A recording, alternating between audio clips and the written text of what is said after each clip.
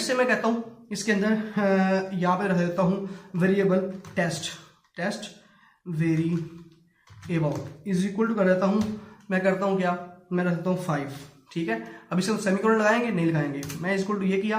अब test variable के अंदर 5 जाके स्टोर हो गया है, ठीक है। जब उसके अंदर वैल्यू स्टोर हो गई है तो अब इसके अंदर जब वैल्यू स्टोर हुई है, स्टोर होने के बाद अब नेक्स्ट होना क्या है इसने, मैं चाहता हूँ कि टेस्ट वेरिएबल के अंदर मैं कुछ वैल्यू प्लस करूँ, ठीक है। अब मैं टेस्ट वेरिएबल को मैं करता हूँ प्रिंट करता हूँ और इसको मैं यहाँ से कॉपी कर लेता हूँ, ठीक है। यहाँ से यहाँ पर प्लस करता हूँ 3, ठीक है। अब वेरिएबल टेस्ट वेरिएबल के साथ मैंने +3 लगाया, इसको मैंने प्रिंट करना है तो एंटर करूंगा, ये प्रिंट होगा। अब क्या रिजल्ट प्रिंट हुआ, 8 प्रिंट हो गया। अब इसको कैसे पता चला कि भाई ये टेस्ट वेरिएबल क्या है, इंटीजर है। पाइथन ने उसको अंडरस्टैंड करना था, वो डिजाइन इसलिए हुई है पाइथन।